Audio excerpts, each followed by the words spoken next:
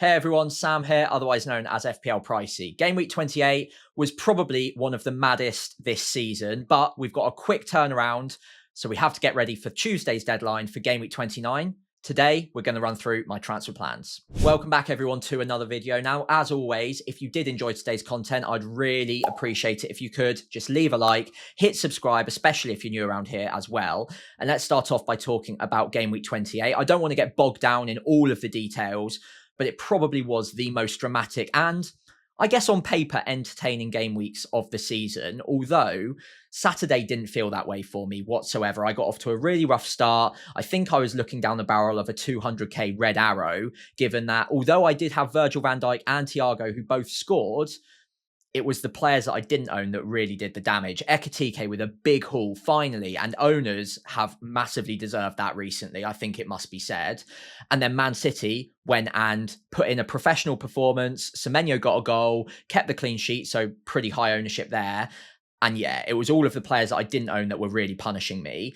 And on the Saturday alone, I had two players not playing. That was Kelleher and Erling Haaland. Now, Erling Haaland, I mean, there's been a lot that has been said already about that one, whether there was information before the deadline that some people might have been privy to. At the end of the day, I don't think really anyone sold him, so it hasn't really made much of a difference considering a lot of the vice captains were on Bruno Fernandes or Ekitike as well, so you got plenty of points out of it, even if you did captain Erling Haaland, and then it was just a matter of who you got off the bench. And I had my captaincy on Bruno all week, and felt not bad about it, but it was a little bit annoying, I suppose, seeing the ownership for Bruno rise because of all of those vice captaincies. And then he went and did well, still gained me a decent chunk of rank, but it could have been even more if Erling Haaland had played and blanked, let's say. But of course, he could have also just played and massively hauled and really punished me. So it could go both ways. Either way, Saturday, really poor for me. Sunday, also got off to a really bad start. Harry Wilson, whilst I was out on my run, scored and assisted. And I think he ended up with 2 bonus points, if I remember correctly. So he did plenty of damage to me. And my only Fulham player in that game didn't even turn up. He was ill, Anderson, that is. And that made it 3 different players who were involved in my team in some way this week who just didn't turn up. That was Kelleher, who, I mean, as far as excuses go, he had a pretty good one. He was celebrating the birth of his child, so I think we can let him off for that one. Dubravka came off the bench with 0 points, of course. But then up front, of course, missed out on Erling Haaland. It ended up being Alderete that subbed on for me because Anderson also missed out with that illness. Now, that would give me a lot of potential issues going into game week 29. We'll come on to those in just a minute. But I could be looking at, I think it's 4 flags in my team going into the midweek deadline. So that could be problematic, especially because I've only got 1 free transfer. But overall, Sunday, luckily, did turn out to be a fairly positive day for me. Bruno Fernandes, as mentioned, did get the goal, got the assist, got the 3 bonus. Absolutely happy with that. And Rice, Gabriel and Timber all got an attacking return of some description. Rice obviously assisted Timber for his goal, and I was absolutely buzzing about that. And that is what has given me a very slight green arrow after being down about 200k places on the Saturday. I have just about recovered it to a very small green arrow, but if someone had offered me that this time yesterday, I would have absolutely taken it. So I understand that I've gotten a little bit fortunate today with some of the attacking returns, but thankfully Timber has finally got a goal. It's been so long. I knew he had it in him, so I'm just glad I held on to him for 1 extra week because it was really a 50-50 call between getting rid of him or Munoz for Van Dijk this week.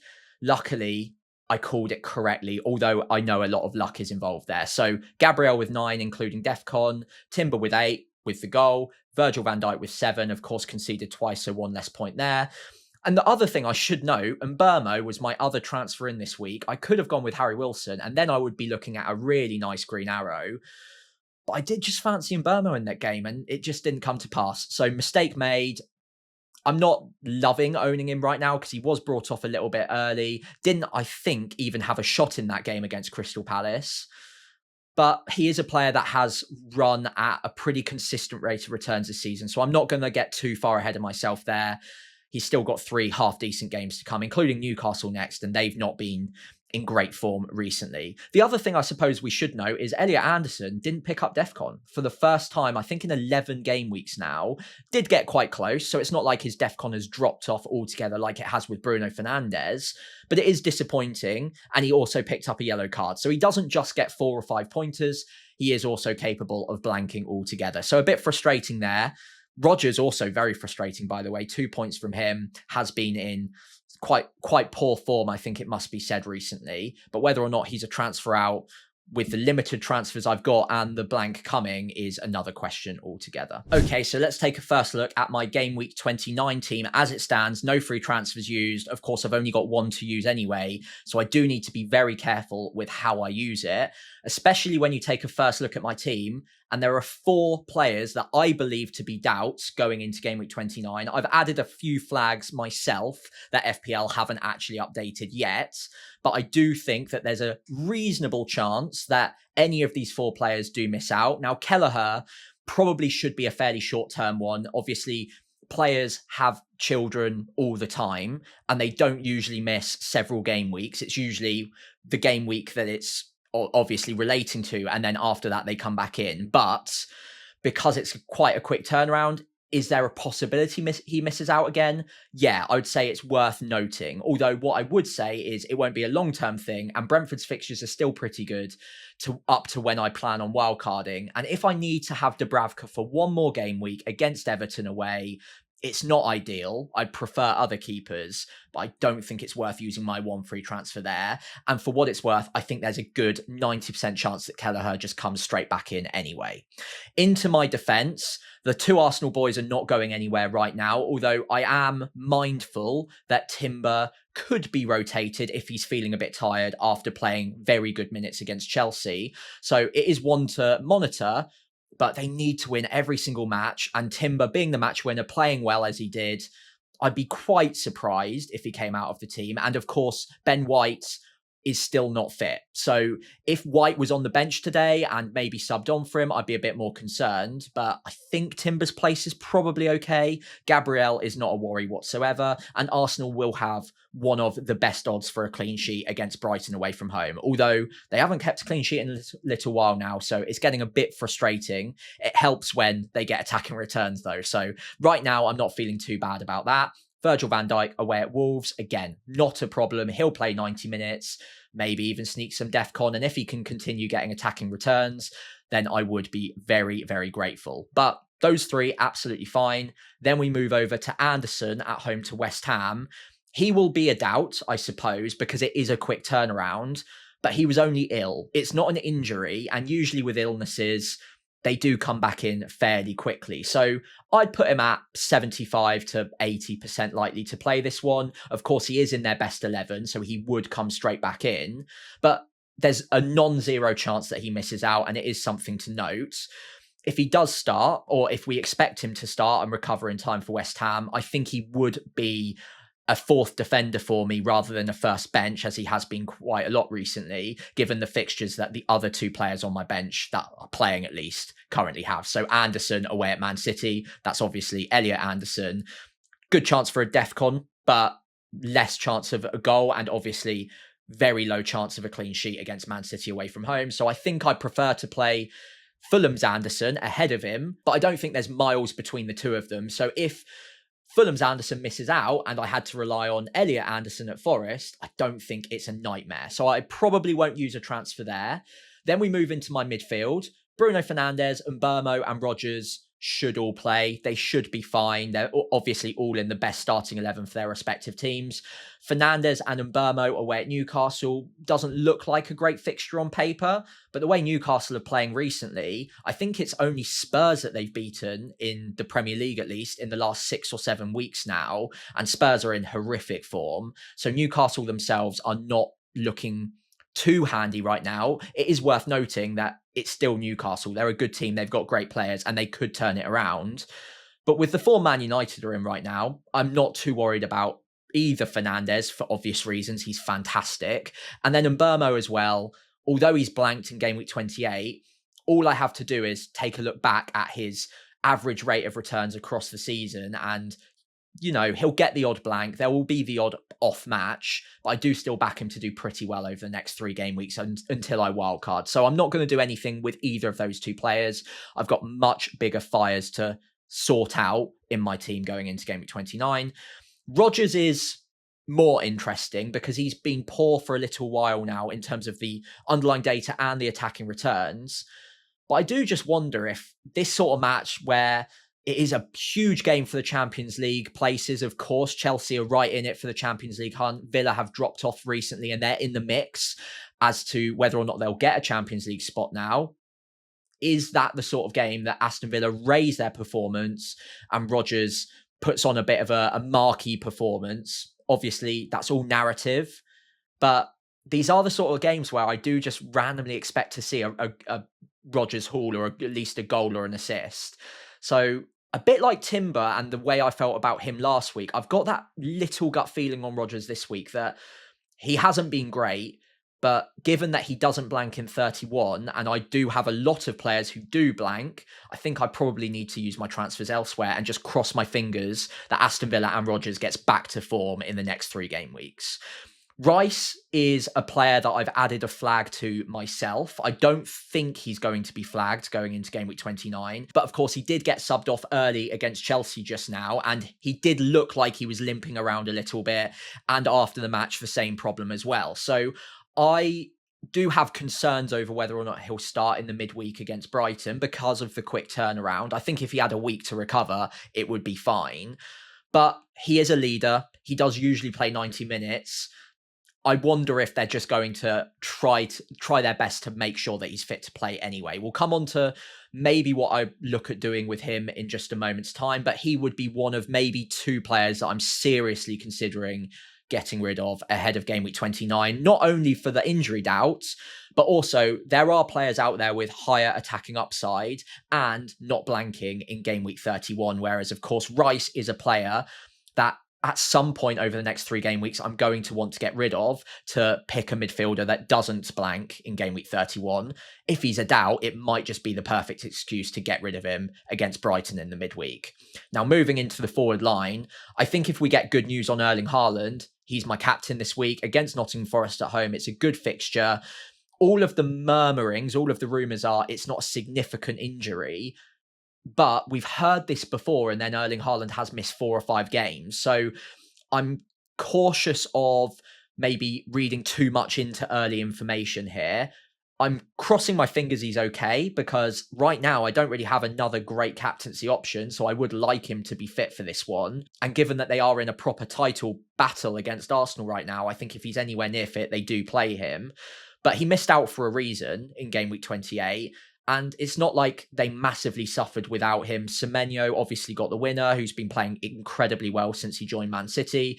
Marmoush fills in very well in the forward line too. They've got plenty of stars that can get them over the line against Nottingham Forest. So I think there is a significant risk that he does miss out in this one. And as such, I do need a plan for maybe moving away from him in game week 29 if he is a doubt, because after this one they've got West Ham in game week 30 and then they blank most likely in game week 31. It's also important to note either side of the West Ham game they play Real Madrid in the Champions League knockout round.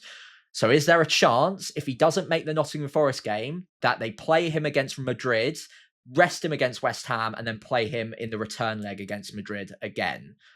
Possibly. Now, he is usually fit and firing for most Premier League games, so that is speculative at best.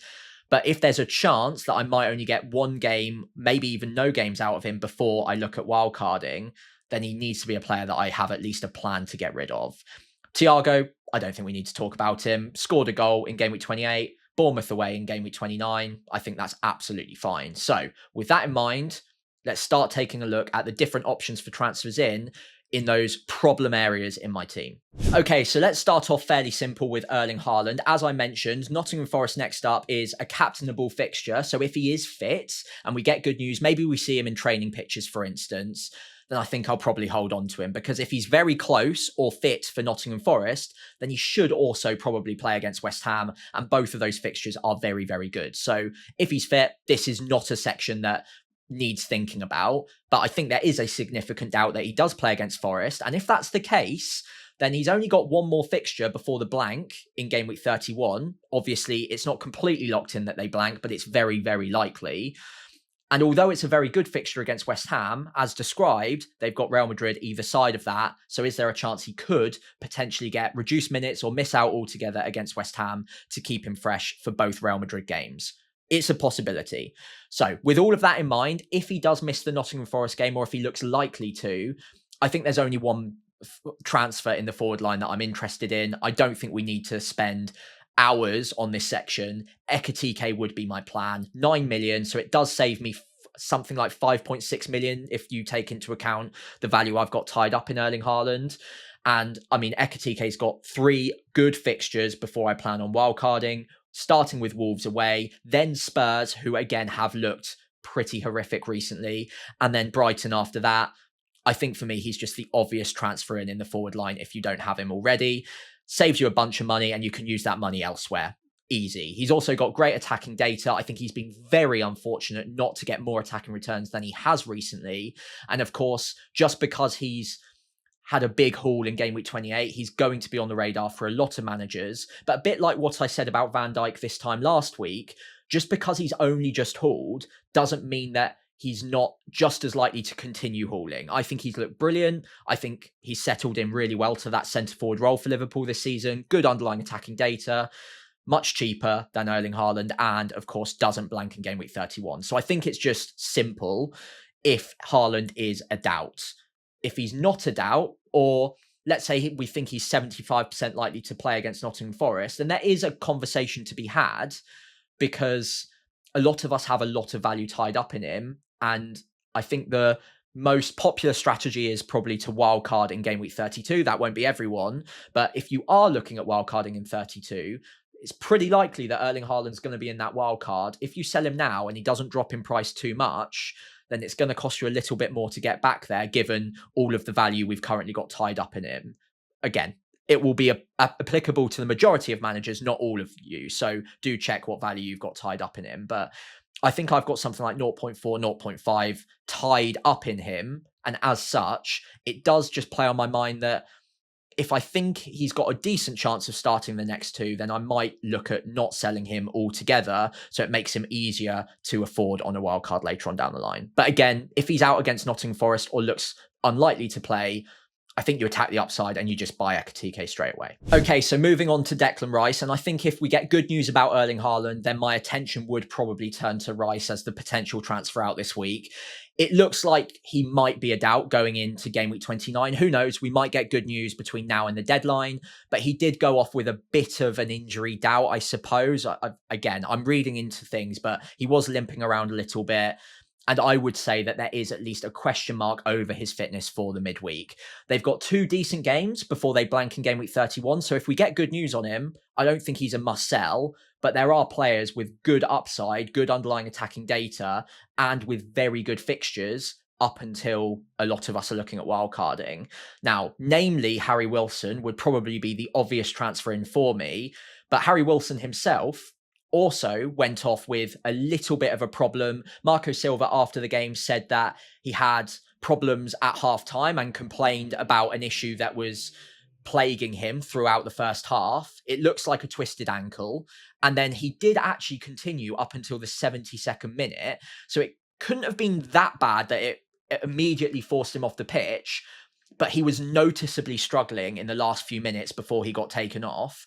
So I think a bit like Declan Rice, he is also going to be a doubt going into game week 29, which is unfortunate because he's got 3 good fixtures between now and 31, including West Ham at home this week. If he was fully fit and I had confirmation that Wilson would start, I think I'd probably make this move, obviously given that Erling Haaland was also okay, because I do fancy Wilson for the attacking upside in the next 3 game weeks. I think he can spike another couple of double-digit hauls in that time, especially against Burnley at home in 31. But unfortunately, if he's a doubt himself, it would seem a little bit foolish of me to bring him in if there are other players that I could be looking at, or just rely on my bench, because I've got some decent enough bench options who should score a few points this week. It might just be a risk too much at the moment, but again, I'll listen out to the press conferences. And if we get good news on him, then this could very easily be my transfer in. Rice to Wilson, save a bit of money, reduce my blankers in game week 31 by 1. And Wilson, of course, has a fantastic fixture in game week 31 itself. The other one I should mention is I do currently have the exact money in the bank to do Rice to Semenyo. Now, obviously, the prices are just 0.5 apart, but because I bought Rice when he was a little bit cheaper, his value for me is 7.5. So I've got 0.6 in the bank. And that is exactly the difference between Rice and Semenyo. Semenyo looks likely to be increasing in price overnight tonight. I'm recording this Sunday, of course, and that would make this unaffordable. And as much as it pains me to say it, I just don't think I can bring in another blanking player ahead of game week 31 when I've already got, if I count it out, 5 problems. So I've got the triple up of Arsenal, I've got a Man City player, Erling Haaland, and I've got Mark Giu as well. And between now and then, I've only got 3 free transfers to use. So I need to be really careful to not give myself a big problem in 31. And of course, as we saw this week, players can get injured. So it will be handy to try and keep those transfers back, and especially not use them on players who are also going to blank like Semenyo. And it's painful because I think the next 2 game weeks, he's pretty likely to do very well against Nottingham Forest and West Ham. So unfortunately, I think I'm just going to miss out on some more points. I guess the question is, are the points he's going to score for the next 2 game weeks going to make it worth potentially having to take a hit by game week 31 to then get rid of him or another player to give myself a starting 11? He might pay it off because those are 2 good fixtures and he's in scintillating form. But for me, I think there are other players like Wilson, if he's fit, maybe like a couple of Bournemouth midfielders, for instance, or Brentford as well, who might get close enough to him that it wouldn't be therefore worth taking the hit later on down the line to get rid of him again. So yeah, I mean, congratulations if you've got him. I think he's excellent for the next 2 fixtures, especially if Erling Haaland's out as well. He probably becomes more talismanic.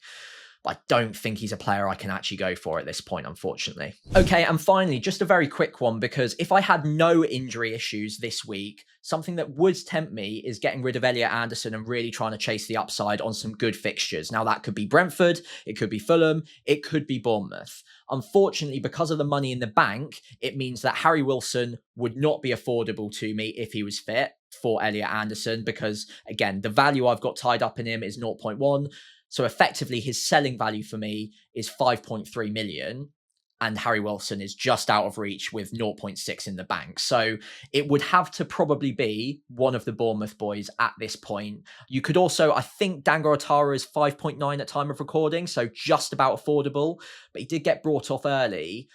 And I do just wonder if the Bournemouth boys with these 3 fixtures next up look quite good options. So Ryan and Tavernier, both putting up decent underlying data. Ryan especially has looked very good since coming to the league. Didn't have his best game in game week 28, I think it's fair to say, but did play good minutes, better than Tavernier did. But Tavernier has just come back from an injury, and I think the fact that he got brought off early is probably quite a positive sign that he's going to start against Brentford at home in the midweek. And I think that the substitution was more to keep him fresh for the next match. Of course, he picked up the assist in game week 28. He's on penalties, on a number of set pieces, and decent underlying attacking data at 5.3 million. It is very tempting to go there from Elliot Anderson and really try and chase the upside, because as much as I love Elliot Anderson, he's been fantastic for me.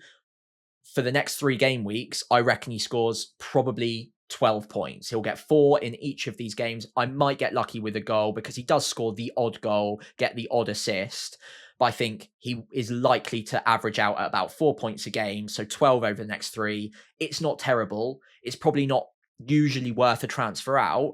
But given some of the fixtures for the short term, those Bournemouth midfielders, I reckon they've got a haul or 2 in them, potentially. Now, I would only make this move if I didn't have any issues elsewhere. And I think looking at the issues in my team currently, it's unlikely that I get to game week 29 without needing to use that 1 free transfer on an injured out like Rice, like Erling Haaland. So I think this is unlikely, but I just wanted to reference it on the off chance that we do get positive news on Declan Rice and on Erling Haaland, that maybe I look at chasing the upside by upgrading, weird word to say for Elliot Anderson, who has been fantastic, but chasing the upside on a player that could get a big haul or 2 over the next few game weeks. I think I'd probably favour Tavernier right now, just about, mainly for the penalties and the set pieces, to be honest. Okay, so I wanted to wrap up my transfer plans video with a quick priority list, having a look at my full team yet again. The flags are obviously the players that I want to focus on this week. Kelleher, I'm not going to transfer out, even if he is a doubt, and I don't think he will be, but even if he is, then Dubravka off my bench is not the worst thing in the entire world. Similar with Anderson in my back four. If he misses out and he hasn't recovered from his illness, which again, I think is unlikely, I think he should be fine, but even if he hasn't, getting Elliot Anderson or Alderete off my bench is not a nightmare. It should just about keep me ticking along. Around 4 points a game for Elliot Anderson, even against Man City. I think he's quite likely to hit DEFCON, so it wouldn't be a nightmare. Moving into my midfield and up front, the two players that I am most likely to transfer out this week are Erling Haaland and then Declan Rice. Erling Haaland will be if he is a major doubt going into Game Week 29, and then no prizes for guessing who I'd be bringing in there. It would, of course, be Ekitike ahead of 3 good fixtures up until I wildcard, and it would save me a lot of money.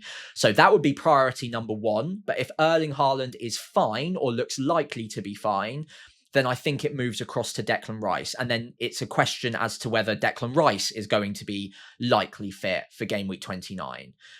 If he is likely to be fit, I might still take the gamble on selling him for Harry Wilson if Wilson gets good news, or we get good news on Wilson ahead of Game Week 29. But if we don't get good news on Harry Wilson, maybe I look at Tavernier, but it doesn't feel like a transfer that needs to be made. I suppose it just depends how much of a doubt that Declan Rice is. If he's a major doubt, then I would possibly have a look at attacking the upside with someone like Tavernier for a few game weeks, given that if he misses Brighton, then probably plays Everton, but then blanks, he's probably only going to play one of the next 3. Tavernier is likely to play all 3, has penalties, has set pieces, slightly better attacking data, much cheaper as well, removes a blank player in Game Week 31. So I think I would make that move if Wilson wasn't fit. But as mentioned in the video, if we get good news on Wilson, regardless of Rice's fitness, I'm going to be pretty tempted to make that move, but especially so if Rice is a major doubt and Wilson isn't. But we might get bad news on both of them. If that's the case, then it probably switches to Tavernier. But who knows? Let's wait and see what we hear from the press conferences. For now, I think if all these flags are removed, I'm fairly happy, but I do expect a couple of issues here. So I'm crossing my fingers Erling Haaland's okay, because ideally I do want to captain him. And if I sold him, I think I'd be likely to captain the replacement, Hugo Ekitike. I kind of fancy that away at Wolves. So I think the captaincy armband is going to stay on that forward slot this week, regardless of whether it's Erling Haaland or Hugo Ekitike. Anyway, as always, leave a like if you've enjoyed the video, hit subscribe if you're new around here, and leave the comments below if you've got any questions for me ahead of the Game Week 29 deadline.